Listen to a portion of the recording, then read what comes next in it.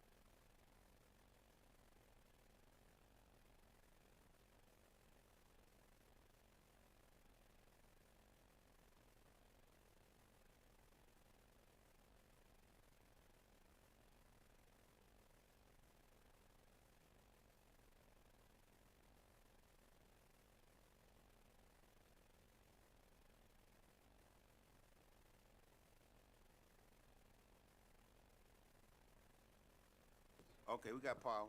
That might have been the one. That's me? Yeah, you broke the daisy.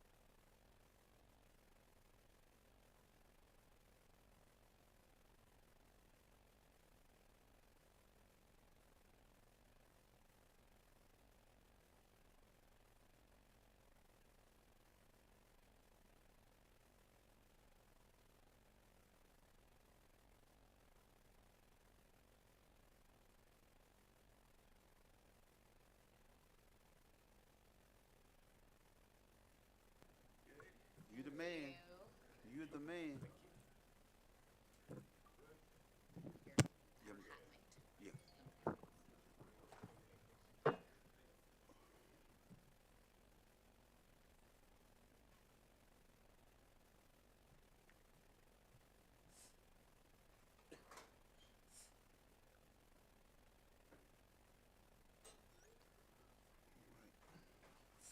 So, where am I at? Okay. Good evening, everyone. I'd like to call to order real estate meeting for December 15th, 2025. Pursuant to Missouri Statute 610.020, I'd like to call to order. Roll call. Miss Henry, Present. Miss Johnson, Mr. Watson, Here. Dr. Berry, Present. Mr. Marston, Present. Mr. Hikes. Present. We have a quorum. For November 17th, 2025, open session. I move to approve the minutes from the open session of our November 17th, 2025 meeting. Have a second, please. Second. It's a motion and second. Ms. Vaughn. Miss Henry, Yes. Miss Johnson, Yes. Mr. Watson, Yes. Dr. Berry, Yes. Mr. Marston, Yes. Mr. Hikes. Yes. Motion approved. Thank you. Three, we have any presentations? 3.1, Cordigan Clark. Okay, go ahead. We'd like to invite our partners with Cordigan Clark to give us an update on the CVPA and CSMB project.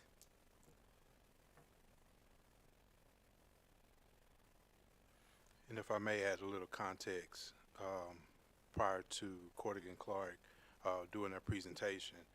So in our last work session, we had some discussions around the scope of work for the CVPA, CSMB renovations, which includes security vestibules and some others that'll be discussed this afternoon. The premise and the thought behind this particular presentation is to provide the committee with several options in terms of the scope of work for the CVPA CSMB project.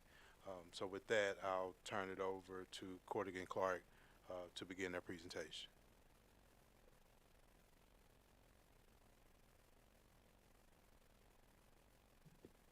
Okay. Thank you very much for that introduction. Today we'll give you a very brief overview of the CVPA CSMB project. With me is Ms. Tiffany Dawkins as usual. I also brought our designer, Aaron Muller, to help with the presentation this afternoon. So we're really going to be talking to you about three specific options, options A, B, and C. Option A is the project as it was recently bid or rebid back in August of 26. This included a north secure entry, a south secure entry, south entry elevator, renovated parking lots to the south, as well as courtyard improvements and a renovated dance suite. We're also going to be sharing with you some options for B, proposed option B, which is a slightly reduced scope, which includes north-south secure entry vestibules, as well as some limited site improvements, and option C, which includes only CVPA and a north entry option. These are really just for your consideration to look at different options for the particular project and looking for some direction moving forward. Hello, good afternoon. For those of you I haven't had the pleasure of formally meeting, I'm Erin Muller, Associate Vice President with Corrigan Clark. Intimately familiar with the CVPA CSMB renovations and additions. And as Steve mentioned, option A has a lot more scope. We were able to give some needed student renovations in addition to the primary safety and security features of the entryways and secure vestibules. And we are also able to add a ADA elevator that access all 4 floors of the building right off the south entryway that would provide ADA assistance to those visitors as well as students. So a look at option A for those of you who are not familiar with this project or need a refresher. We are primarily looking at the north entry off Arsenal. Currently, there is a gap between the buildings that is secured only by a chain link fence. So the primary function of this renovation was to create an enclosed building, circular if you will, with a very enclosed courtyard on all 4 sides. The north entryway would provide a secure entryway for students, not only for automobile drop-off pickup, but also the buses would be dropping off and picking up for both the CVPA and the CFMB students. The south entryway would get a renovation in kind. It would still be open for students, primarily those who drive, park on that south street off Kemper, as well as anyone who's dropped off in walkers who are coming from the south. Visitors would still be accessing from the south off the Kemper. And because of how we orientated the new entryway and the level changes you all will see in a minute, the parking lot to the south was also renovated.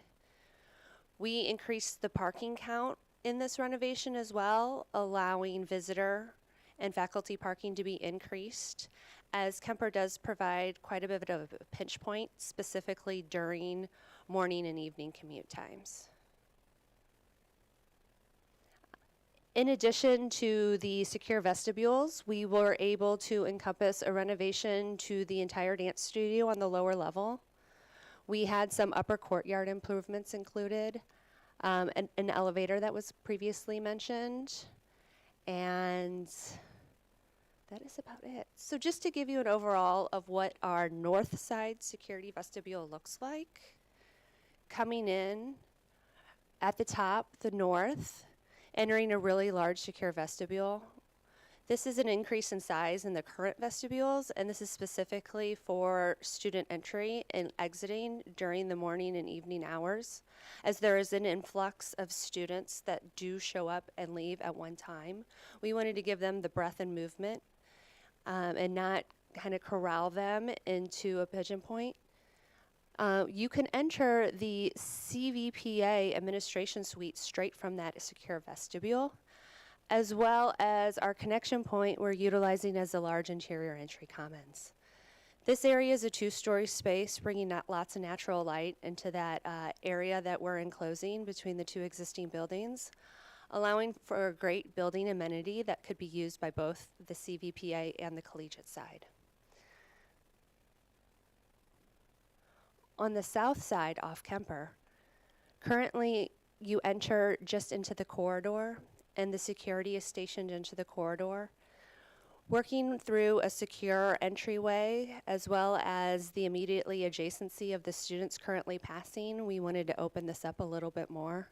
So in the addition piece becomes the secure vestibule, allowing visitors their own area that's secure, separate from the students, separate from the administration. But again, similar to the north entryway, that south entryway opens directly into the collegiate administration. There's also a waiting zone for visitors. So visitors can stay within either the administration suite or the secure vestibule until the appropriate person comes down, and they are not allowed to roam within the school.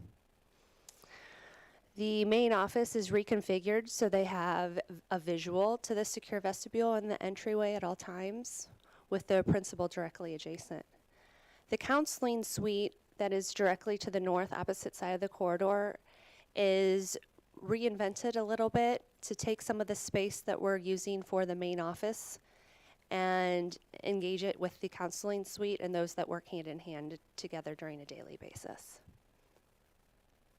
Also directly to the upper left of the color portion is, you'll see the elevator as part of the circulation. This elevator has a stop below into the lower level as well as 2 stops above to the upper levels. This will be very handy when the auditorium is in use, evenings and weekends. For those that need a little bit more assistance can utilize this. This is a view of the exterior off Arsenal of the CVPA main entry. This would be the student entry for both, again, CVPA and collegiate in the morning and evening dismissal.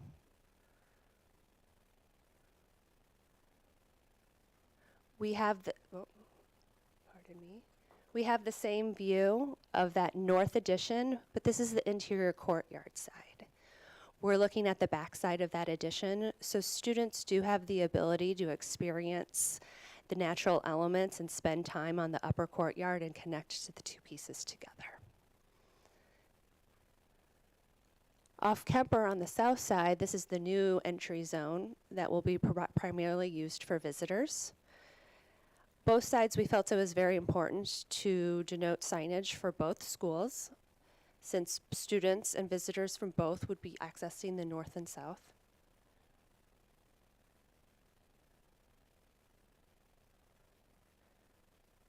And as you can see, we have a relatively steep grade change between the parking lots' existing conditions.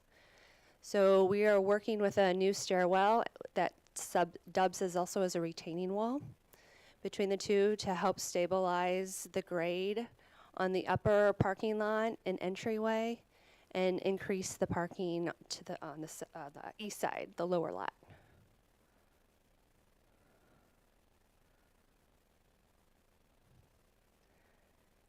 And interior courtyard looking at the opposite side of the south entry.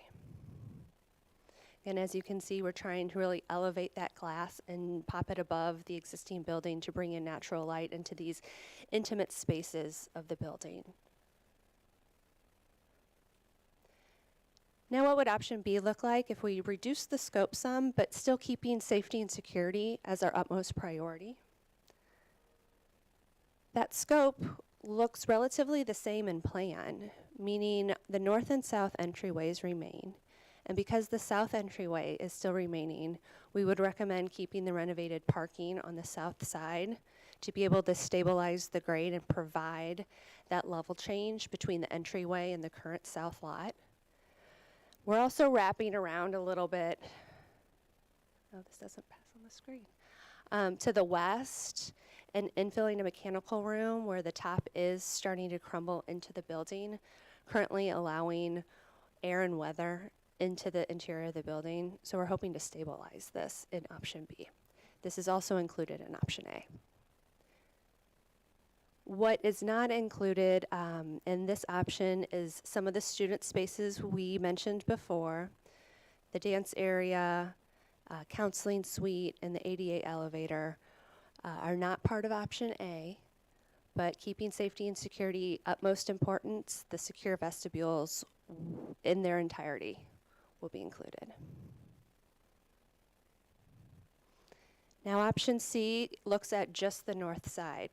What does that provide for the building? And its utmost important is it encloses the building.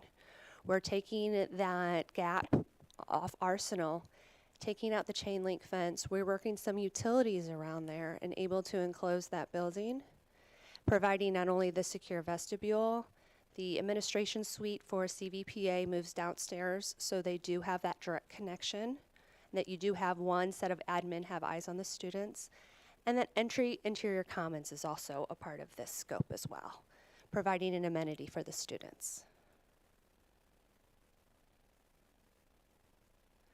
So again, option A was the package of construction documents that we bid in August 26th to be specific, but looking at areas of reduction but still maintaining a safe and secure renovation addition project. There are two more options that are there for your review. B is both the north and south addition renovation, and C would be just the north side. Any questions? Anyone have any questions? Hi, thank you for this report. I have a couple questions. Can you tell me what the total cost of this project is?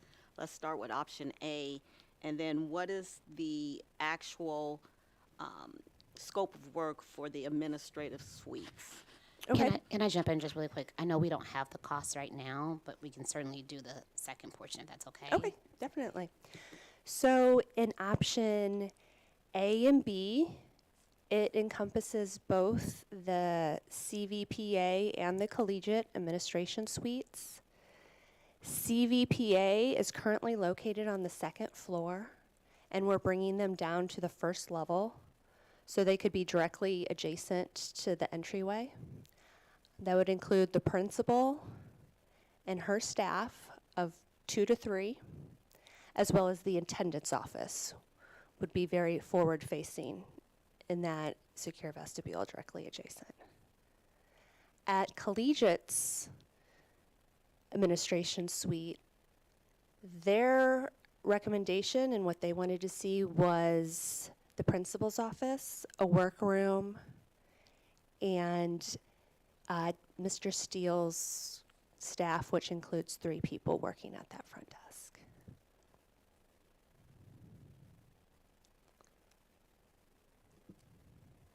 And then in the option C, as you guys saw, it would just be the CVPA administration suite. And that's the one where you're bringing it from the second floor down That's to the correct. first? Mm-hmm. Okay. And one last question, well, 2 last questions. Is there no elevator at all in either building? There is an elevator, but it does not hit all 4 floors. So what is happening is those that need a little bit and extra assistance are having to kind of take a maze-like way to get off of, find one elevator, go up a couple floors, find a lift, go up a set of stairs, and then find a smaller elevator to get to the top. So is this to make it more ADA compliant? And accessible. Okay. And really utilizing it when the visitors are needed, when the auditorium is open, evening and weekends. A visitor can come in, go directly to the elevator, and take it to the auditorium instead of meandering throughout the school. Okay. And the parking, is the parking addition parking for more staff or more students or both? Staff and visitors. The students park on the street or in adjacent lots on the south side of Kemper. Okay. And what is the addition of new parking spaces estimate? I believe it was an additional, was it additional like 24 spaces, give or take? I can get back to you on the exact count. All right. Thank you. Mr. Marston? In order to secure the entire building, do both entries need to have secure vestibules? In other words, if you do just one, does that leave the other side susceptible to people just walking in? Or would everyone be using the same entry if we just secured one side? That's a good question. So currently, the south side is secure and would remain secure, meaning that the doors are always locked. You have to buzz in, and the security officer in the corridor would buzz you in, and you would go through the metal detector and be scanned and check in and wait there. But it is open to the school. So the essence of a secure vestibule provides a separate area for a visitor to come in and be vetted and allowed into the building that does not engage with any of the student population. Right now, that that south entryway, the visitors are immediately adjacent with the student population. So that option to do the south addition would alleviate that. And I don't know if, do the principals have a preference among the three options, or have they seen the options? They have not seen the options just yet. We work with them intimately to get the options A and B.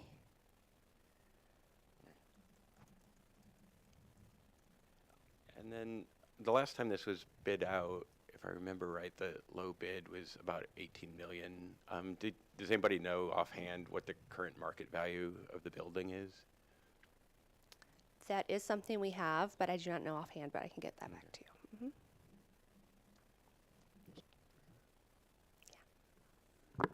Oh, anyone else? Well, I would like the option A. Is that, would that have to be, can that be, since we don't have we don't know where the money's going to come from as of yet, is that something that can be done in phases, or it would just have to be done at one time? Okay, that's a great question. It can absolutely be done in phases.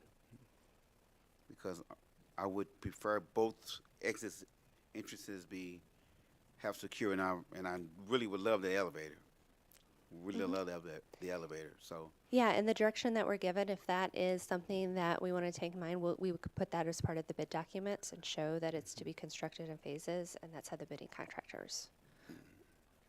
If I could add, there's nothing that precludes option C, for instance, from being an initial phase and coming back and doing additional work as part of subsequent phases. Really, the question is really, what is the scope of the work in the short term in terms of bidding? And then what might those future phases look like, whether they be in the next 6 months or whatever the duration that the board directs. it makes good sense. Go ahead, Mr. I just have Square. a clarifying question. So is the building currently ADA compliant?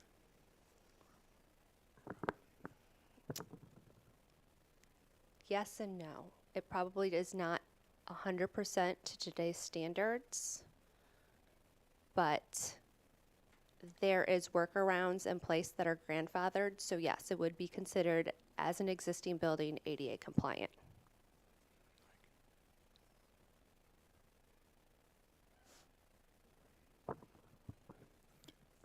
Go ahead. Two questions. What is the anticipated time frame of the project? Yeah, good question. If we were to receive board approval in January of 26, we anticipate about a 10-week design and documentation time, going out to bid roughly mid-March, receiving bids mid-April. And then we're looking at, depending on the scope, an overall 13-month construction time for the first phase. And one last question. So is this a add-on to an original Prop S project, or is this a brand-new project for Prop S? It is a relook at a Prop S project. So a rescoping?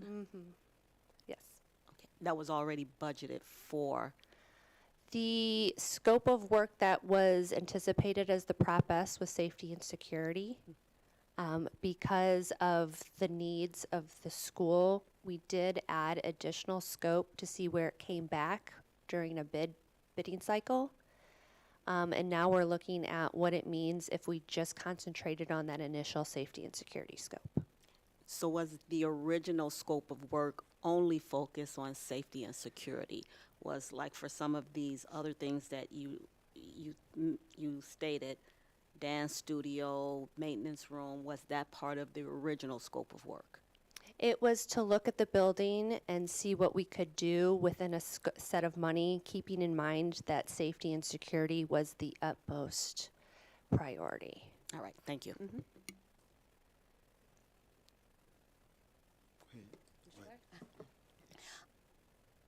Thank you for this, and I know you had to go back and do some things, so we appreciate that.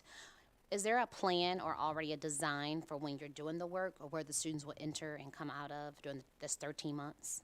Yes, if both entryways are part of the scope of work, we would recommend that the construction is only happening on one side at a time, so students, faculty, and visitors can safely enter the opposite side of the building. And then the construction would flip and roll into the opposite side.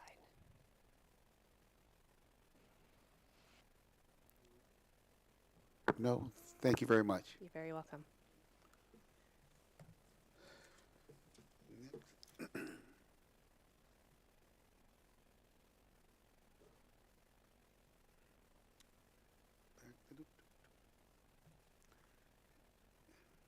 Getting back to my 3.2, navigate. We'll have an update from our partners with Navigate Solutions.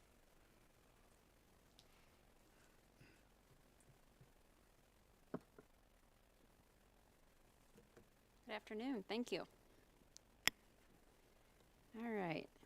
My name is Amy Miller. I'm with Navigate Building Solutions. Unfortunately, Chaz is out, so you get me today, but hopefully I'll be able to give you a great update on the Prop S. So our agenda for my presentation is the projected schedule, and a lot of these things you've seen before. We'll just kind of run through them as quickly or as slowly as you'd like. This project scope summary, project budget summary, promises made, promises kept, and then moving into summer 26. So the project's projected schedule, we're moving into winter 25-26. We're wrapping up quite a few projects over the next quarter. So a majority of the work has been done over the last 2.5 years, and we're kind of entering the final phase where we're deciding what to do with the remaining funds. So to date, we have a whole list of projects we've completed, along with how many schools this affected. Like the whiteboard installations, we did 571 district-wide. So here's the whole entire list of everything we've touched with the prop funding, all the way down to auditoriums, which we did 3 renovations on. I'll get to those in just a little bit. So here we've broken out the projects by cost. And all these projects total just over 157 million. And if you are a visual learner like me, the next slide shows you a pie chart, so it kind of breaks it out by sections, the largest being the HVAC upgrades at 37%, but it goes through all of these on the previous slide. It breaks it out by the pie chart. Some of the scopes of work we are currently working through are hazmat, abatement, so all of the pre-work leading up to construction, we have to get all the abatement out of the buildings before we can go in and put in the new materials. Also HVAC upgrades, we're working through finishing some of the chiller work at Dewey and HVAC work at Bush as well. So we're doing punch lists right now at Dewey, so that's nearly completed at this point. Roofing replacements, there were 15 roofing projects district-wide. Right now, we are wrapping up Louverture and Yeatman. Restroom renovations, I think we had, what was that number? Restrooms, 45 district-wide. So this is just obviously a very small snapshot of the restrooms we completed before and afters. So those have been a great upgrade for the kiddos. And some more at Walbridge and before and afters and give you a good idea of what shape they were in and what they look like now. Painting improvements, again, some before and afters of Gateway Elementary and Yateman. And then last summer, we completed the 3 auditorium projects, Metro, Vashon, and CVPA. So right now, we are doing some punch list work at CVPA. Metro's cooling tower was kind of the last thing we needed to do there, and that was installed over the Thanksgiving break. So they have a little bit of ongoing control work they're working through, but most of that's completed as well.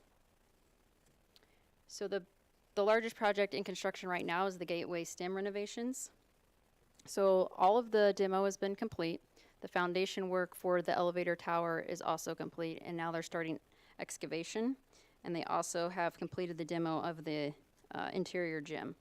So that project will be ongoing through the next year, with completion in the fall-winter timeframe.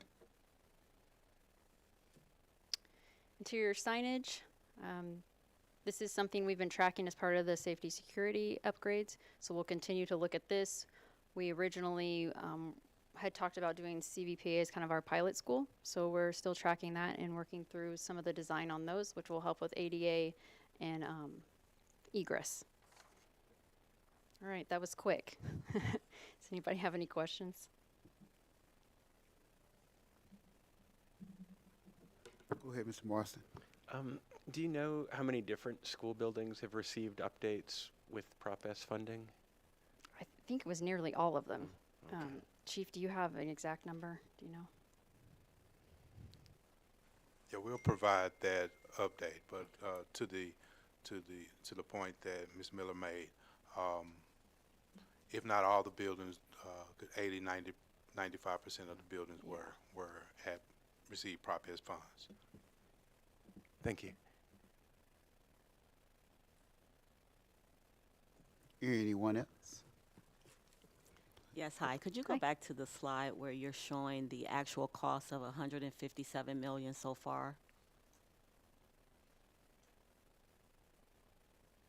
Yes, ma'am. Here we go. Yes. Are there any additional costs due to the tornado damage, roofs, HVAC, that will be included in the remaining balance of the Prop S funds? No, it's my understanding that all of the tornado damage will be funded separately with an insurance claim. It won't be in the Prop S funding. Okay. And one more question. When I'm looking at the safety and security improvements compared to some of the other upgrades, for instance, the interior building enhancements, can you give a little bit more detail of what did that include? Safety and security had to do with film being placed on exterior windows, some exterior windows, doors. We replaced doors and door hardware at several schools throughout the district. Chief, what am I missing here? I don't remember what else. Yeah, we did like exterior doors, fencing, and what you just mentioned, Ms. Miller, in terms of Yep. the safety and security. It's almost a very thin line because some of the interior enhancements included stair treads, which could also be a safety trip hazard. But it was captured in this case in the interior building enhancements. And Ms. Miller, you can name some other whiteboards. Yeah, I mean, some of the lighting, fire alarm. You can argue that some of the restroom upgrades were safety as well, because some of those restrooms are in pretty poor shape.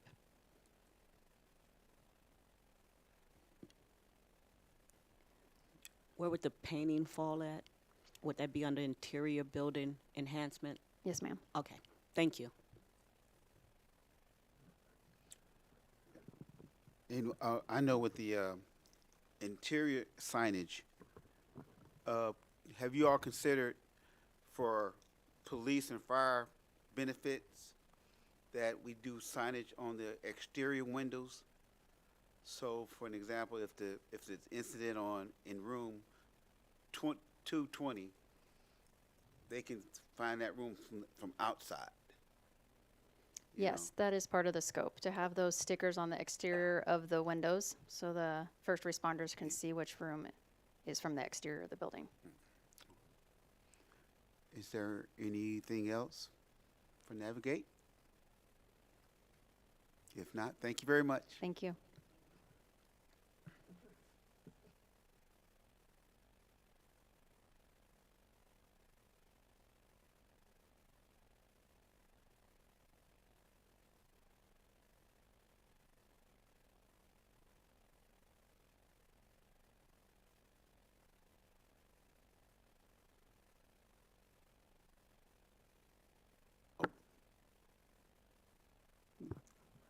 Sourtail, cell tower lease buyout.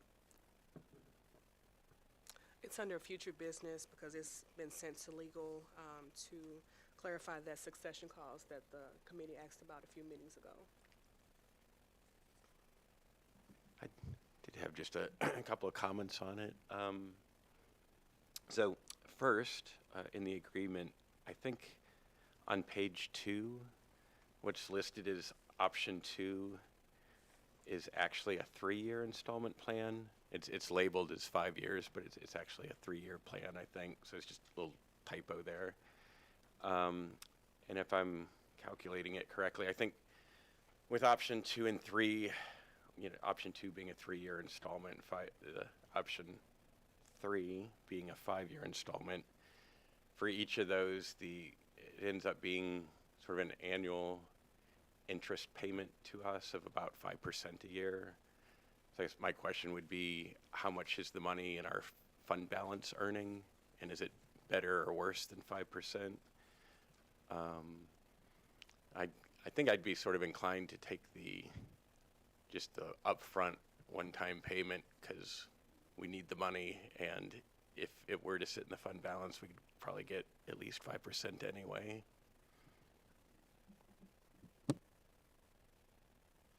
I'll have that answer for you next meeting. Anything else on cell tower? If not, we can go to electric bus depot. We have some meetings scheduled with a few of our elected local officials, and we'll have some information about our electric bus depot at our next meeting as well. Okay, thank you. We will adjourn. I move to adjourn to closed session pursuant to the revised statutes of Missouri, section 610.021(2). Second? This is motion and second on the question. There's none. Ms. Vaughn? Ms. Henry, Yes. Ms. Johnson, Yes. Mr. Watson, Yes. Dr. Berry, Yes. Mr. Marston, Yes. Mr. Hikes. Yes. We are adjourned to closed session at 3:39 p.m.